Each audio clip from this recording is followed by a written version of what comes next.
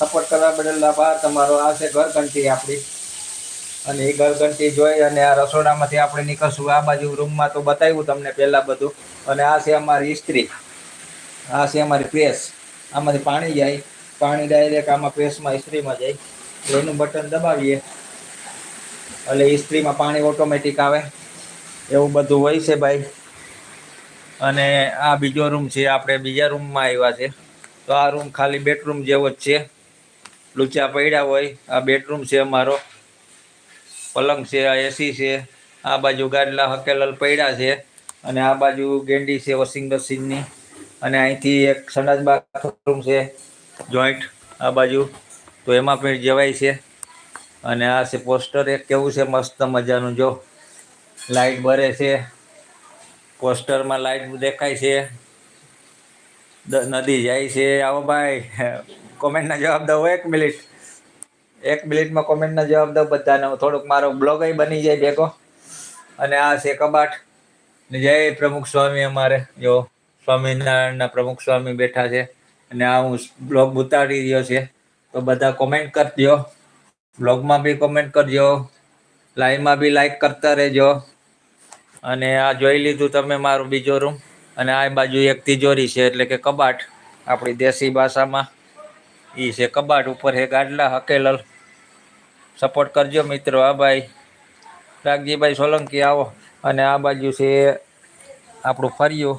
આ દરવાજેથી બહાર આવીએ એટલે આ ફરિયામાં તો કપડાં સુકાય છે. આ બાજુ વોશિંગ મશીન છે, ઓલું કવર ઢાંકેલું દેખાય વોશિંગ મશીન છે. અને આ છે આંબાનું ઝાડ, જો કાપી નાખ્યું કાલે જ, બહુ મોટું હતું. આ બાજુ જામફળનું ઝાડ છે. આ બાજુ જામફળનું ઝાડ છે. ને આ છે વોશિંગ મશીન, કપડાં ધોવાનું. પછી ત્યાંથી આગળ હાલશું તો આખું ફર્યું જ છે. આ આખું ફર્યું છે અમારે. આ છે ઘોડો, માથે ચડવાનો ઘોડો. તો માથે ચડવું હોય તો ઘોડા માથે ક્યારેક, તો ઘોડા માથે ચડવાનું. આ બાજુ બધું ડૂચા પડ્યા છે, ભંગાર. અને આ બાજુ હજી બતાવું છું ગલીમાં, જો આ બાજુ આ ગલેરી છે. અહીં ડૂચા પડ્યા છે. આ છે પાણીનું ગીઝર, ગેસ ગીઝર, પાણી ગરમ થાય એનું. અને આ બધા ઝાડવા છે ક્યારામાં, જો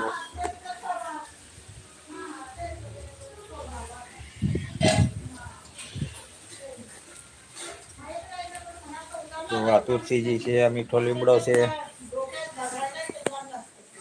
એ મીઠો લીમડો છે આ. અને આ શેરડી છે, જો છે ને, આ શેરડીનું ઝાડ ઉગ્યું. એક જ છે કે બે છે?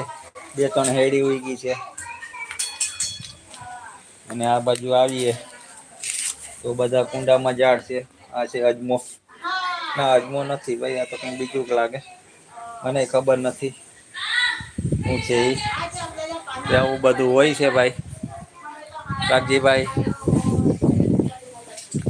જો આ બાજુ બતાવી દીધું તમને. અને હવે બતાવું છું તમને હું. રાગજીભાઈ થેન્ક યુ સપોર્ટ કરવા બદલ. અને આ આપણું ઘર છે. ઘર તો તમને બતાવી જ દીધું છે. આ આપણું રોજીરોટી છે. આ આપણી રોજીરોટી છે, આપણો ઉદ્યોગ છે. ઉપર ફરી રહ્યા છે પંખો. અને આ બાજુ બહાર બતાવું હજી આગળનો રોડનો ભાગ. તો આ આપણું બાઈક પડ્યું, આ ઢાકેલી છે, એ છે આપણી ગાડી. અને આ છે ખાટલો કૂવાનો. અને ઉપર છે અગાસી, ઉપર છે સોલર. ને આ આખું આપણું ફર્યું આમથી ગેટ સુધી.